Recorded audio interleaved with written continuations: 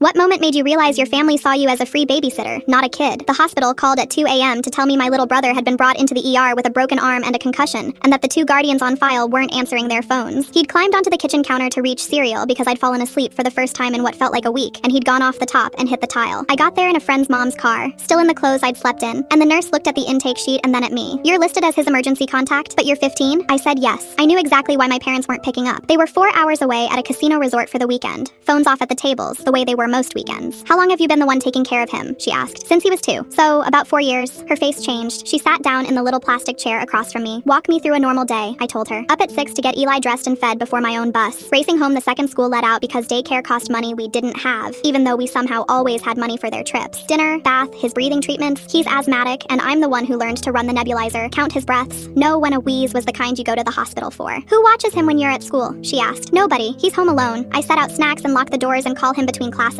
Her pen stopped. "He's 4. He's really good," I said. Like that helped. "He knows not to touch the stove." She asked how many days of school I'd missed this year. I said 29, because he got sick a lot and somebody had to stay. She asked when I last did something just for me. I couldn't answer. I genuinely sat there trying to think of one thing and came up with nothing. And that's when I started crying, because I realized how long it had been since anyone asked me a question about me. A social worker came in around 4. She asked softer versions of the same things. When did I last sleep a full night? I couldn't remember. When did I last see a friend outside of school? I couldn't remember. Had I told my parents it was too much? "They say I'm being dramatic," I said. "They say family sacrifices for family and I should be grateful I have a roof over my head." She wrote that down slowly. Then she looked up and said, "You're 15 and you're raising a medically fragile 4-year-old alone while your parents gamble. That's neglect, both of you." My parents finally called back around noon. The social worker put it on speaker. I could hear slot machines behind my dad's voice. "What's the emergency? We're in the middle of something," the social worker explained. The fall, the concussion, the fact that a child had been alone, the fact that another child had been running the household for 4 years. My dad's voice went hard. "That kid lives in our house rent-free. All we ask is she watch her own brother. It's not that hard." My mom got on, already yelling. "She fell asleep on the job, and now the whole world has to know our business? Ungrateful is what she is." The social worker's voice went flat and cold. "Managing a 4-year-old's asthma and leaving him home alone at that age isn't a job you hand to a child. It's a job you're legally responsible for." Then my dad said the thing that made the nurse in the doorway put her hand over her mouth. "Then she can pack her stuff and figure it out herself. We're not driving back for this." I stopped being able to breathe for a second. The social worker asked if I had anywhere safe to go. I thought of my Aunt Renee, my mom's sister, who my parents had cut off years ago for sticking her nose in. She'd tried to take us before. When they called her, she was crying before they finished the sentence. She drove through the night. I panicked about Eli. Who'd do his treatments? Who'd know his wheeze? The social worker told me gently that a 4-year-old needs adults, plural, and that wasn't ever supposed to be me. Renee held me in the ER hallway while I sobbed about a nebulizer. Eli came with us. My parents had 1 week to appear for a hearing or face charges. They showed up late and furious, and the court didn't care how furious they were. We both live with Renee now. Eli has a pediatric pulmonologist and a daycare he loves. I sleep 8 hours. My grades climbed back up. My mom called last month screaming that the custody arrangement was humiliating. I said, "You spent 4 years treating me like staff. You don't get to be embarrassed now." I hung up before she could answer.